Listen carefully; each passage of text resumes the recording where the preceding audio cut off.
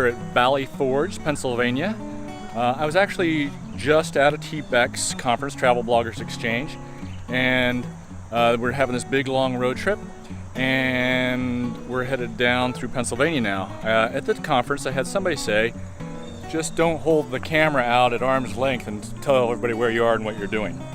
But I'm going to do that anyway because it's YouTube and I can do whatever I want. So today we're going to do a little something different. We're going to focus on world schooling. Melynda's doing a fam trip through TBEX and exploring the New York Finger Lakes region. And so check out her blog posts about that will be coming out in hopefully the near future. And the boys and I are going to do a little history tour. We're going to start at Valley Forge, we're going to go down to Gettysburg, and we're going to go down to Monticello. And if the hurricane holds off, we may even make it down to Colonial Williamsburg.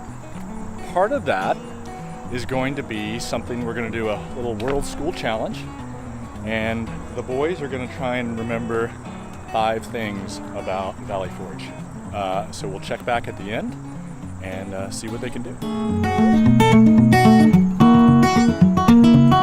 So Anderson, what did you know about Valley Forge or the Revolutionary War before we came today? Before we came here, I knew not that much about Valley Forge. I knew it was made camp during a winter, and it was pretty cold, and it was not that good for the Continental Army. And it was in Pennsylvania. That's pretty much all, actually. That's not too bad. Yeah. So, and what do you think you're going to get from this experience? I think from this experience, I'll definitely learn a lot more about the Valley Forge and also the Revolutionary War in general, because I have not studied that much.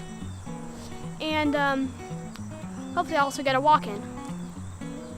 Valley Forge National Historic Park is located not far outside of Philadelphia, at least by Montana standards, in a little town called King of Prussia. It's right outside town. There's a visitor center and a driving tour, and we're going to go check out the visitor center first. It's going to be kind of cool. It's my favorite one.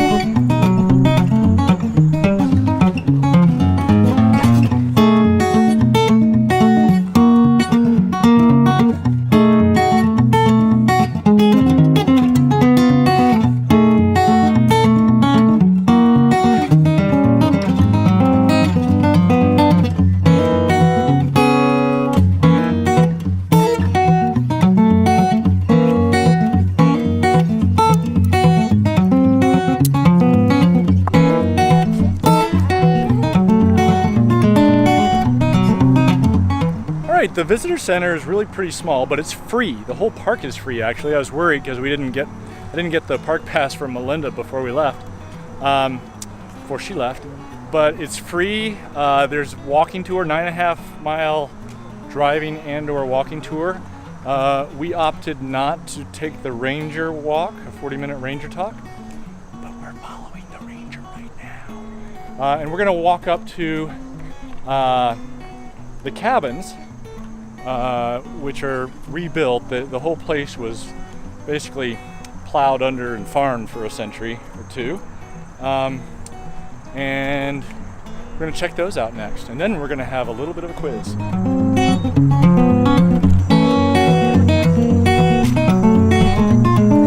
I thought maybe I could sneak them into a ranger tour, but they decided it was more fun to throw grass at each other, so we thought we would move on.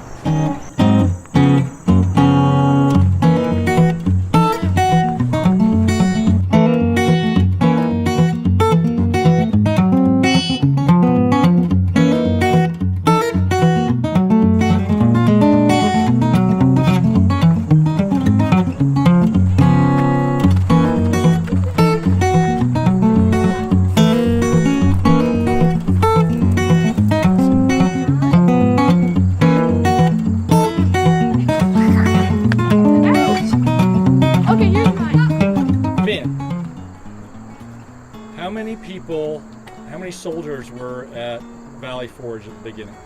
At the beginning, there were roughly 12,000 until February, wear it till roughly 6,000 died of plague, had their enlistment term expires, and they don't re-enlist because, I mean, wouldn't want to re-enlist in the conditions they were in, and then a lot of other stuff.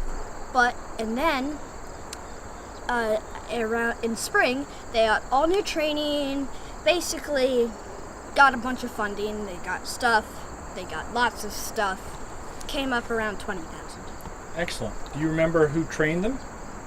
Yeah, some German guy. No, Prussian guy. I can't remember his name. Von, well, they're all named Von. Von Hildebrand? no. Anders, do you remember? Von Steuben, and he was from Prussia. I can't remember his first names. What did he do? He trained the army and made them much more disciplined and skilled and practiced and helped the war. Great. And Finn, can you name 2 different types of weapons they used?